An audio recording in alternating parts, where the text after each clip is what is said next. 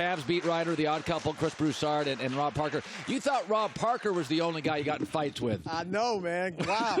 I said on Undisputed this morning, I said, the way KD is on social media, this could be a topic every day with me. Who knows how long this thing might go on. Okay, so my takeaway, if you didn't hear it, was I don't want to get into what device it is. If I'm communicating with somebody over hours and multiple texts or DMs, it's a relationship. So to me, I don't care what the device is. I don't care. It's like I'm in radio. I'm also in podcasting. I'm on streaming. I'm on radio. I'm on Sirius. I'm on TV. Do you know what we call all these? Audio. Right. I don't even call it radio. I just have an audio platform, which is like 7 different things. Podcast, streaming, XM, my affiliates, and then I do a TV simulcast. So to me, it is all just kind of the same. You're talking. I'm 50 years old. I don't know all those different intricacies between text and DM. Hey, I had to ask I didn't even know what cap meant. I'm like, anybody, I thought that was Kappa guy or something. I took it as bust a cap in your story. Meaning but no, unless that's what cap means, he didn't deny what I said. You just said, you don't have my number. I do have a cell phone number for him he gave me long ago. I'm sure it's outdated. Players change numbers all the time. Yeah. But there's that. But he slid into my DMs, all right? He's the one hitting me on Instagram DM, Twitter DM, and then we have these long conversations. I actually underestimated it on Undisputed yesterday. I said 2 to 3 hours. I looked it up yesterday, 5 hours. Like not 5 hours straight. Right. But pretty much like going back and forth. I remember what I was doing those days. And it was like just constant texting for 4 or 5 hours. So, and look, let me say this. KD has the right. We talk about him being sensitive and all that. If going back at the media, there's a part of me that's like, you know what? We critique these guys. If they want to come back, I know you've had guys come back at you. That's their right. Hey, that's fine. Hey, Ty Lue called me at my house. He was great. Yelled at me, but he was great. I'm trying to think of somebody else that called me. Odell Beckham. I was out skiing. Odell called me. We talked for 25 minutes. It was great. Right. He didn't always love me. I've always said, if you won't come on the couch, I'll give my number out to athletes. And I've told, if Westbrook wants to scream at me, I'm okay. And I'll never. Odell told me a lot of stuff that I will never say just to protect his butt, even though I can say sometimes he's a little needy. I think that's fair to say. But what bothers me is Kevin is trying to make it sound like you just made crap up. And that's why I went back with the details of, I don't want to release these screenshots of DMs and all that. I want to keep all that private out of respect for him and other peoples I communicate with around the NBA. But, yeah, I had to go with a little detail. I got 60-plus DMs from you in the last year or so and, how long the conversations were and stuff. And I said it on Undisputed, and I say it right now. If somebody can prove that I lied about that story, you really think I'm going to go on national TV and make up a 4-minute rant with details that's just completely made up, completely false? To me, that's a fireable offense. Yeah. If somebody can prove I was lying about that, then fire me. FS1, Fox Sports Radio, fire me. Really. Yeah. That's how much I'm putting on this. Fire me. No, I think, it's funny. And I go back and forth on this. I think it's easy to look at Kevin Durant and say, Kevin is sensitive. You want to know who else really sensitive? Aaron Rodgers. And you want to know something about Aaron Rodgers and Kevin Durant? They're very thoughtful people. Is that a lot of people, stuff lands on them. I'm so numb from criticism. You could say, I'm just like, it's concrete to me. You're like Westbrook. I just don't care. With that. But we have to be careful of ripping athletes because they're sensitive. These are 20-year-olds. Okay, I'm 50. I'm just, at this point, I've had so many slings and arrows. Yeah. But if I was a 20-year-old and I was on these shows all day, I think I'd be on sliding into DMs too. I get it. And I try to put myself in other people's shoes to see how I would want them to treat me. And I get it. Like, I understand with athletes, if somebody was on television or radio ripping me throughout the day and then comes up to me and acts like everything's good, I get why they'd be upset. Or they may say something Boogie Cousins a year or 2 years ago, said something to me in the locker room. I had never met him, but I had talked about him on TV and had talked about what people were telling me in the Kings organization about him. And he was like, he challenged me, but I respected that, and we had a good conversation. Yeah. And it was good. Like you said, with Odell and those guys that call you, I like that. So a lot of me and KD's communication has been, he'll reach out after he doesn't like something I wrote or I said on TV. And then initially he'll reach out hardcore, like coming at me. Right. But then we talk it out. And, we've talked about other things that I've mentioned beyond basketball. So that comes into the conversation. And then it ends up being all good. And I don't know how this will end. I hope I'm not going to reach out to KD anytime soon. Yeah. I don't expect him to with me. But at some point down the line, I'll reach out and hopefully everything can get cleared up. But I kind of like this, what's going on has played out in private with me and him to some degree before. That's okay. I think it's Kevin Durant, to his credit, does not deny he's watching. Right. Everybody, and I give him, like, his attitude, from what I can gather, is I'm going to go back at you. Like, everybody else looks at it as a weakness. I don't think he looks at it as a weakness. He looks at it like, you said this about me, I'm calling you out. I don't care if you got 15 Twitter followers or you're on national television. So, one thing I will give KD, Colin, it does not affect his play. Oh, no. You see athletes, as you know, in New York, the back page kills them. They can't perform in New York. This guy, he plays great no matter what's going on with social media or criticism. Can I say one thing? Can I look at the camera?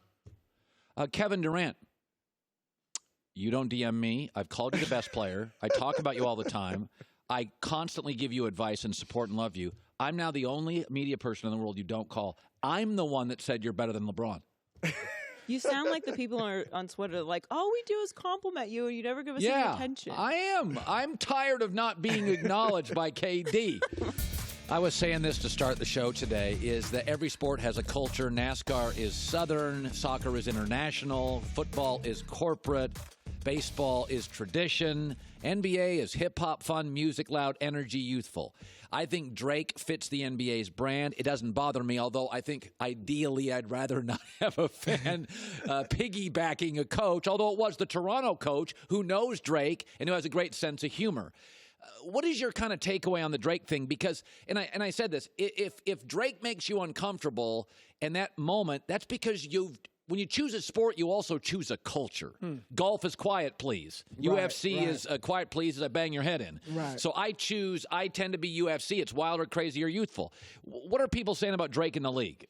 Well, Drake, it does make the game more fun to watch, more entertaining. There's no question. It's reminiscent, obviously, of Spike Lee with the New York Knicks, 20-something years ago, and Reggie Miller. The only issue that I have with Drake is I don't think you can be roaming 15 feet. You know what I mean? Because, one, you're blocking other fans. Yeah. I definitely don't think you should be able to touch a coach, even if it's your own coach. Yeah. Spike Lee would stay in front of his seat, and do all that. So I think you hate to try to put somebody in a box, but I think you've got to stay relatively close to your seat. Well, the NBA has a rule. As a player, you can't leave your box. So that part I get. But I do think, to me, what's interesting about this whole situation, Toronto's in Milwaukee's head. We got to remember this. Toronto's a bunch of old veterans. Milwaukee's a bunch of kids. It kind of feels like Toronto's a little bit in Milwaukee's head in this series. Here's the deal. I've said if Milwaukee gets to the finals and wins it, some people think they're going to win it. Jeff Van Gundy and Mark Jackson were saying they're the prohibitive favorite to beat Golden State when they were up 1 or 2-0 over Toronto. If they were to win it, that would be virtually unprecedented in the NBA because you know it, Colin. Teams have always had to overcome some type of adversity. Yes. It was, the Detroit Pistons had to get past Larry Bird and the Celtics. Michael Jordan had to get past Detroit Pistons and Isaiah Thomas. LeBron had his individual challenges. Kobe and Shaq had their losses. You have to go through those teams unless you already have veterans. Like Magic Johnson stepped right into the league with the MVP, Kareem Abdul-Jabbar. Right. So they won it right away. But this would be unprecedented. So this is their first bit of adversity. Yes. We're about to see what Milwaukee's made of. It could defeat them. And then they'd have to come back next year and probably be stronger and maybe get to the finals next year. Or they could fight through it this year. We'll see. But they had never won a playoff series before this year. So you want to go from that to beating a dynasty. Right. So they need to go through this. Maybe it's too soon. We'll find that out. But I think they can overcome it. Okay. Kyrie, Lakers, we're hearing different things now. There's a lot of talk about the Clippers and a lot of talk about Brooklyn. But I said this, you're from Ohio. There's Ohio State football, and then there's everybody else. Right. There's Texas football, and then there's Texas A&M and Texas Tech. The bottom line is there's always a big brother and a little brother, right? And I'm sorry, the Lakers are big brother, Clippers are little brother, and you can tell me the Clippers are the hot team, but LeBron chose the Lakers after 5 years of Drek. I'll believe the Clippers are going to land these guys when they land these guys. If I said to you, Kevin Durant, Kawhi, both are the Clippers, you buy that? If they don't mind playing together. Because there are people around the league that'll say they don't want to play together. Not because they don't like each other or anything like that, but just the narrative or whatever. If they are fine playing together, I actually, as from a selfish standpoint, I want to see Kevin Durant and Kyrie Irving go to New York. I think it'd be great for the league. It'd be exciting to have the Knicks be good. I think it'd be if Durant could win it there, it'd be huge for his legacy. But just looking at it objectively, if he and Kawhi want to play together, those two to the Clippers is probably the best move. Of all these fits. Why? Kawhi is better than Kyrie. It's difficult to win in New York. They wouldn't have, what would they put around them unless they got Anthony Davis? With the Clippers, you already have built-in role players. You got a championship coach.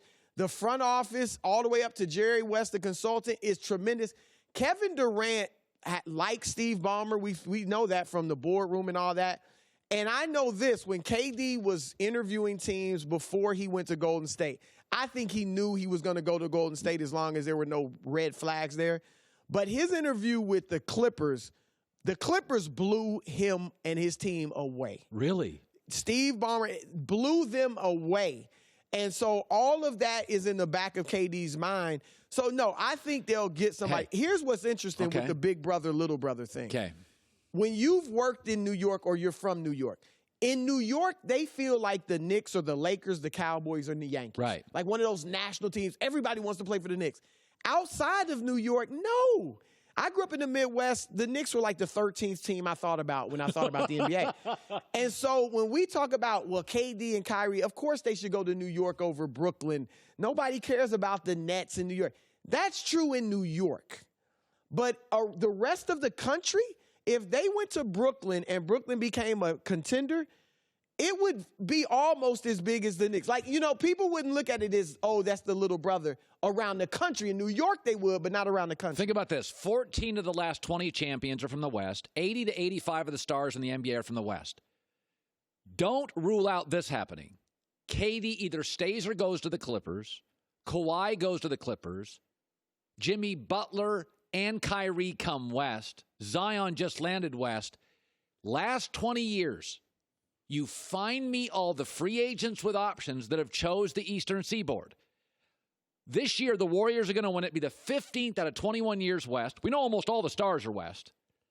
The only one you can really say is Miami with LeBron and Bosh, which is different than the rest of the East Coast. Aqua Water, no state tax, Pat Riley. Take Miami out. Stars gravitate west in this league. No, you're right. They Lifestyle, weather. They just do. The thing is this, though. 20 the seconds. West is so much tougher. And that's what, well, you know what? So is the SEC.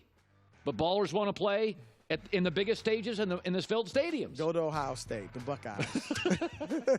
Listen, if you want to start, good luck in the SEC. But all the great players keep going to the SEC.